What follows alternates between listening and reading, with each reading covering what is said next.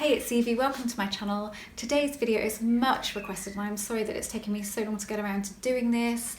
It's not my favourite topic, to be honest, because I don't like to give it that much attention. I don't like for you to give it that much attention, but it's been asked for, so I'm going to do it. I'm going to tell you what I think and what I think you should do and shouldn't do, and it's third party.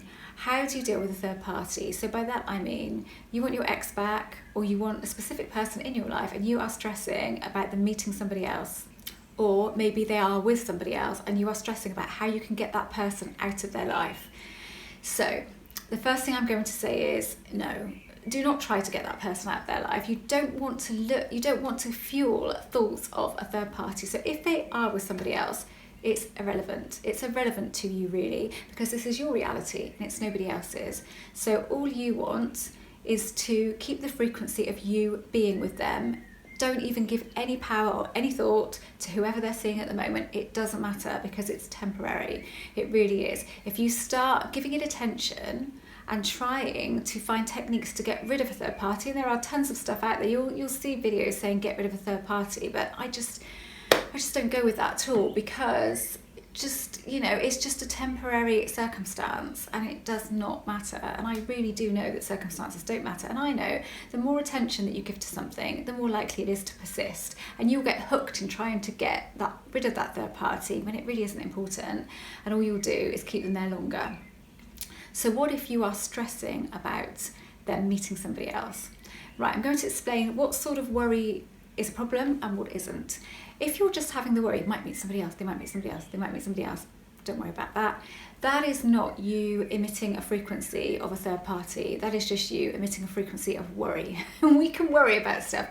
It doesn't mean that we'll bring it into our lives. I've worried about tons of stuff in the past. It's never come into my life because I've not been imagining it as if it's happening or as if it has happened. So if you're not doing that, it's not a problem. So my mum told me a little while ago, she told me this just before, when my dad was still alive actually, it did make me laugh. She said, we were talking about death, and my dad has had so many cancers over the years, and he said, oh, I never think about dying at the time. And my mum said, oh yeah, I always think about it. And he said, oh yeah, I know, you've thought about it since I've met you. You've always going on about dying and having a fear of dying.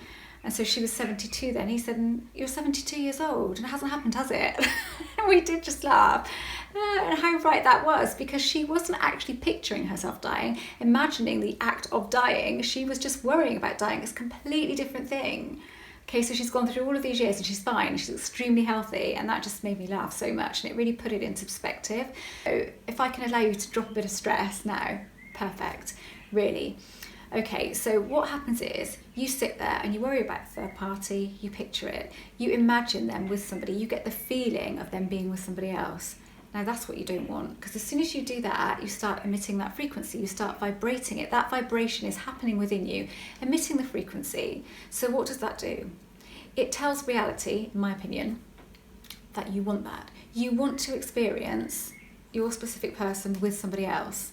You know, the universe, reality, whatever you think it is, it doesn't differentiate between feelings and what they mean and what they don't mean, because it doesn't know. It just doesn't know. It doesn't have a mind of its own. It's going by your feelings. This has been my experience, okay? So I have brought undesirable things into my life by imagining that they've happened. I haven't sort of imagined that I wanted them to happen, but I've kind of thought about them, got the feeling of them, imagined them, wouldn't that be terrible if? And they've happened. Not lots of time. I mean, I know that that's the case now, so I don't do it.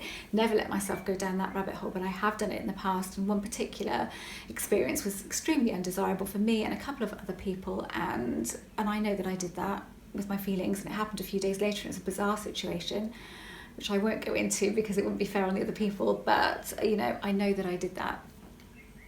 And if you've done it, don't worry too much about it.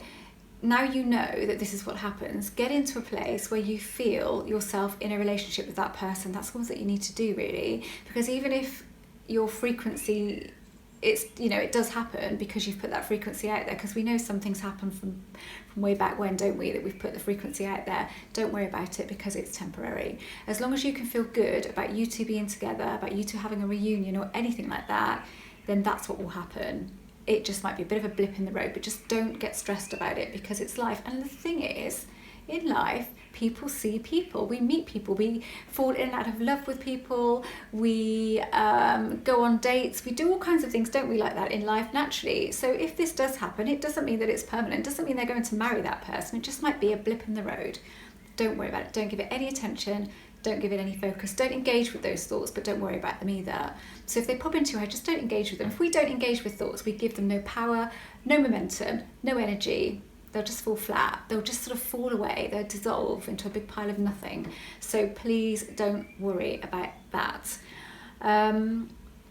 Just don't, the thing is, like I've said, this is your reality and your reality alone, so it's whatever you want to experience. So don't tell reality that you want to experience your person with somebody else by giving it vibration, giving it momentum, really. As I've said a ton of times, circumstances don't matter. Current circumstances, they really don't matter, because I've proved that to myself, they don't, and you can have anything. If they're seeing somebody else at the moment, just assume that that just is a temporary thing, probably needs to happen in order for them to appreciate you even more. There's a positive to be found from everything, and the more you stress and worry about stuff, it will not improve the situation at all. It can only make you feel bad, can't make you feel good. So if you are looking at your exes or your specific person's social media, I really suggest that you stop doing that. I really do. What you see, what you can't see can't hurt you, and I'll just give you a little example of this. I never care about the back of my hair. I really don't. God knows what it looks like. I do the front and I faff around with the back a bit, don't even give it any attention whatsoever because I can't see it. I was thinking about this the other day. I don't bother with it because I can't see it. It might look a wreck. Other people might think, oh my God, look at the state of her hair from the back. I don't know. I don't care because I can't see it. So it's all dependent on what you can see. If you can't see it, you don't know what's going on, it can't hurt you. So I really strongly suggest that actually social media is a real bar to you, it's a barrier to you ignoring current circumstances, or not necessarily ignoring them, but saying they don't matter, they're only temporary. If you keep looking at your ex's social media, your specific person's social media, seeing them getting on with their life, maybe seeing somebody else, or just seeing pictures of them with other women that you don't know who they are, and then you start trying to find out who they are, there could be no positive that can come from that. Really, there can't. I would rather not know stuff. I really would rather not know stuff that might hurt me, because what's the point? Because whilst you are living in blissful ignorance, you are happier. So that is my advice to you totally with this stuff. No attention to third party, doesn't matter. Nothing to do with you and your reality, nothing. Okay, only is whilst you make it something to do with it. All that matters is the vibration that you're putting out. So if you are vibrating, you being with that person, feeling good about that, letting go throughout the day, getting on with your life, that's what's going to happen. I guarantee you that it will. There's no doubt. I have vibrated things that I have thought in my head, I thought, really, could that happen? And I've had that bit of doubt, and it's still come. Just crazy things have happened over the last few years, and they continue to happen, and I love that about it. So just let it go to magic and don't get hung up. That's my best advice to you regarding third party. They don't matter, they really don't.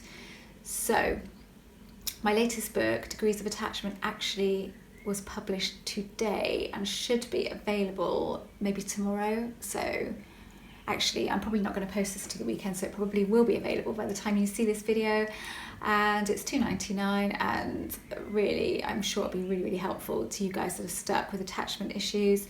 Get Back With Your Ex is still selling well, which is amazing. My fiction book, Wishful Thinking, which is all based around the law of attraction, without ever mentioning the law of attraction, is also out now.